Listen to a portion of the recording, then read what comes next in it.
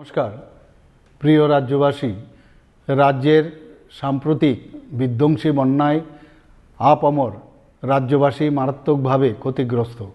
৩৩ জন নাগরিক প্রাণ হারিয়েছেন। ঘরবাড়ি, ক্ষেতের ফসল, গবাদি পশু প্রাণী, রাস্তাঘাট সহ ব্যাপক সম্পত্তির ক্ষয়ক্ষতি হয়েছে। রাজ্য সরকার ক্ষয়ক্ষতি পূরণের লক্ষ্যে জোরদার প্রয়াস অব্যাহত রেখেছে।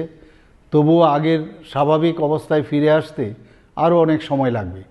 রাজ্যের এই সংকটকালে রাজ্যের বাইরের বহু মানুষ, স্বেচ্ছাসেবী সংস্থা, ক্লাব, সংগঠন ও ব্যক্তিবিশেষ স্বতঃস্ফূর্তভাবে প্রশাসন ও দুর্গতদের জন্য সাহায্যের হাত বাড়িয়ে দিয়েছেন।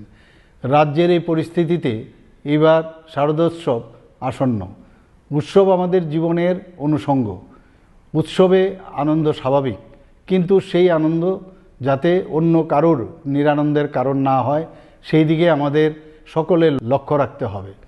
এবারের এই বন্যা পরবর্তী পরিস্থিতিতে আমাদের সকলের উচিত মানবিক ও সামাজিক দায়বদ্ধতা নিয়ে বিপন্ন মানুষের পাশে দাঁড়ানো। তাই রাজ্যের বন্যা পরিস্থিতিকে বিবেচনা করে এই বছর পুজোর চাঁদা আদায়ের ক্ষেত্রে কোনো প্রকার জোর জবরদস্তি না করতে আমি ক্লাব, সংস্থা ও সার্বজনীন পুজো আয়োজকদের কাছে অনুরোধ জানাচ্ছি। পাশাপাশি রাস্তায় যানবাহন থামিয়ে চাঁদা আদায় না করার জন্য আমি পুজো আয়োজকদের কাছে আবেদন জানাচ্ছি।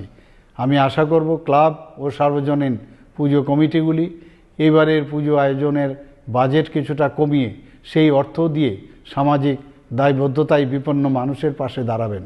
সকলের সর্বাত্মক অংশগ্রহণের মধ্য দিয়ে আসন্ন দুর্গোৎসব শান্তিপূর্ণভাবে সম্পন্ন হোক এবং এই বিপর্যয় পরিস্থিতিকে কাটিয়ে আমরা আবার যাতে সকলে মিলে উৎসবের আনন্দে অংশ নিতে পারি, সেটাই হোক আমাদের প্রার্থনা। নমস্কার।